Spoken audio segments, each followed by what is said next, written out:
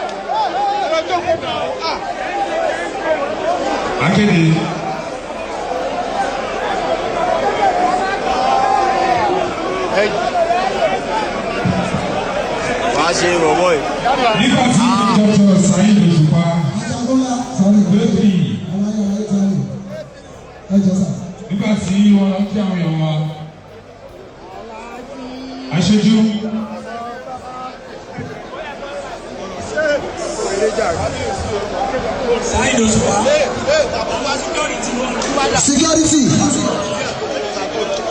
Gbogbo media wọ́n ní kẹjọ sẹ́yìn òkun. Security. Ẹ bá àwọn ọ̀lẹ́ lọ sẹ́yìn àwọn olè.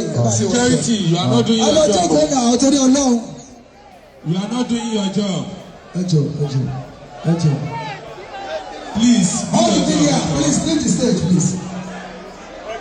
All camera down for now. Ìwọ tí wọ́n bá ti gbọ́, kọ́dọ̀ bá fò lọ́wọ́ ẹ̀.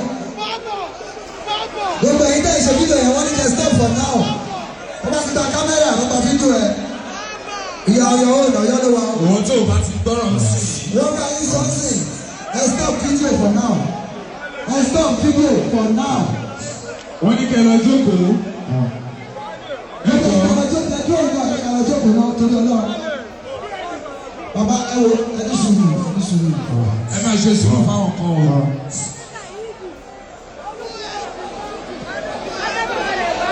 Ọmọ bá bẹ̀rẹ̀ wá bínú ẹjọ́.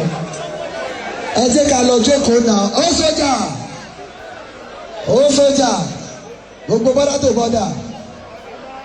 Gbogbo bọ́dá tó bọ́dà. Ìdílógó wà o. Ó yá àwọn ọ̀rẹ́.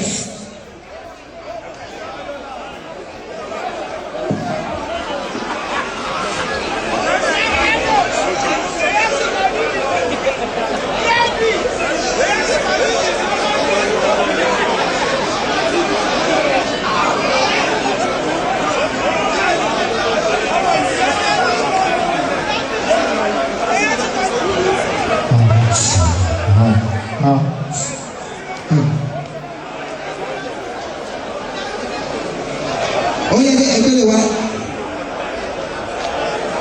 Ó yá ẹgbẹ́ ìtúgbà. Alhaji Fatai Ọlájẹrò kọ́ máa bọ̀ fún àwọn ìwọ̀n. Alhaji Fatai Ọlájẹrò kọ́ máa bọ̀. Ẹgbẹ́ tripod yẹn sẹ́yìn okùn. Ẹyin okùn ni kó wà. Ẹgbẹ́ sẹ́yìn okùn. Alhaji Abdul Fatai Ọlájẹrò. Tó bá kọ́ fóònù ẹ. Kọ́ máa bọ̀ fún àwọn ìwọ̀n. Ọ̀gá oníní gbogbo bẹ̀tù lọ́jí. Báàmì Àṣàkálé ẹ wá pírísẹ̀tà wọ́ọ̀dù yẹn fún Lájẹrò. Ọlọ́run mú Jìmí Àṣàkálé. Bàbá wẹ̀rọ ẹ káàbọ̀. Ó sọjà sojú bàbá àgbàlagbà. Báàmì Alhaji Abdul Fatai Ọlájẹrò. Èèyàn Sangaza, èèyàn ẹsẹ̀ Sámẹ̀. Wọ́n ti ń bọ̀. Wọ́n ti ń bọ̀. Báàmì Ọlájẹrò. Wọ́n ti ń bọ̀. Ọ̀gá wa ní gbogbo bẹ̀rù lẹ́kí. Irin náà fi ń kọ́lé ní o. Ẹ̀fọ̀ lọ́lẹ̀ ọ̀gá ń bọ̀. Ẹ̀fọ̀ lọ́lẹ̀ ọ̀gá ń bọ̀. ẹjọ kúrò lọ́nà ẹjọ. àṣírí ṣàwóṣàwó má jìnnà sọ́gà ẹ̀fọ́ ìdánlẹ̀ ọ̀gá ń bọ̀ báwa mi alájẹrò bàbá mi. báwa mi ẹdúróbáìsà kábíyèsà ẹdúróbáìsà báwa mi alájẹrò látọ̀dọ̀ national president olúfimọ́ ẹgbẹ́dánilọ́sà ẹgbẹ́dánilọ́ látọ̀dọ̀ national president olúfimọ́ wọ́n ní pé akitiyan nínú ẹgbẹ́ yìí nǹkan tó ṣe kí ni tó wà ẹ̀rìmọ̀ ní táwọn ọ̀dẹ̀ confam bàbá ànífẹ́ yín ṣàwátì nírí dààmú apádà sí àdúgbò nípa yín àti gbogbo orí apádàmẹ́sì lápapọ̀ sàgàzà wọlá kàábà wọlá mọ̀dínà bàbá afẹ́fún ilé àwọ̀dù nítorí iṣẹ́ tẹ̀tí ṣe lọ tipẹ́tipẹ́ nísì bàbá kí lè fẹ́ support committee because bẹ́ẹ̀ ṣe máa ń ṣe gan bàbá kí ni donation ẹ̀ support fáwọn committee lórúkọ ok bàbá ní pé aṣojú wọ́n ní lóbi outing wọ́n ní kí ọ́fíìsì àwọ̀dù àwọn fáwọn wọ́n ní àwọn ní announce ọ̀ya báàmí alájẹrò. On behalf of the King Cycle Fans Club Worldwide, we present this award of excellence for your performance in the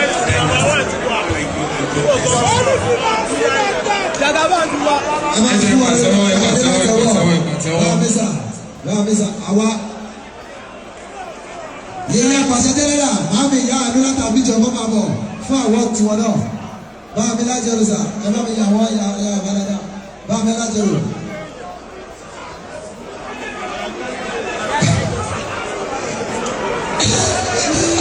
báà mi lájẹrò alájà ìyá àdúrà tàbí jọ̀ọ́ máa bọ̀ báà mi lájẹrò báà mi sàkásà.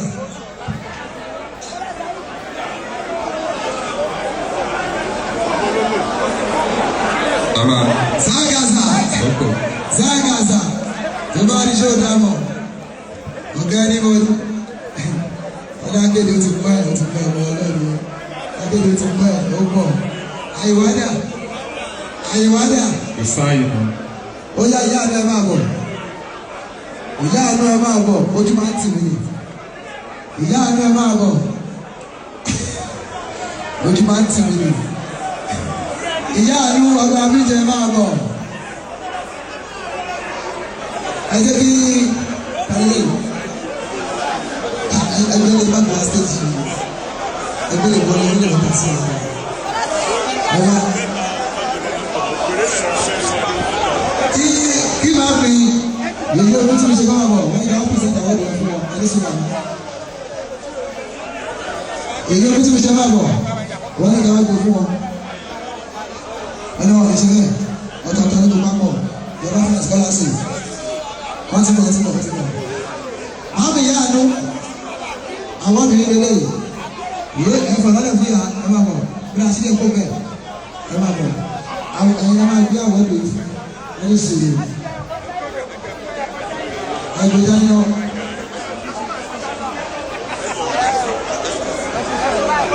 Ẹ máa ti dùn fún wa ní sèlè, wọ́n ti dùn. Ẹ jẹ́ kí ló lọ, àwọn ìyá àánú. Ìjọba abidjan jìnnà àbíní àbágbé flight ló máa ń yá wàhùn ẹkú àtijọ́ ẹ̀rẹ̀kú dáadáa ẹtí pẹ́ẹ́tẹ́ tí máa ń ṣe àwọn ọmọ yín wọ́n ní ìdàgbé iṣẹ́ akitiyan yín wọ́n fẹ́ fún yín láwọ̀ ọ̀dùn yìí kí ló máa ń sọpọ́ọ̀tì ẹgbẹ́ Olúfúnmi worldwide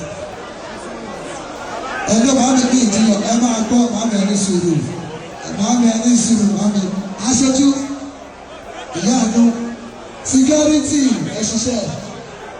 Security wọ́n pè yín ẹjọ́ wọ́n pè yín ó yẹ fún ọ ẹgbẹ́ fún ọ ọyá ẹgbẹ́ fún ọ aṣojú ìyá mi ní wọ́n náà máa ṣe ọyá ẹ bá yẹ àwọn tìkàtìkà òwe nípa ìyá mi ọyá ẹni sùúrù.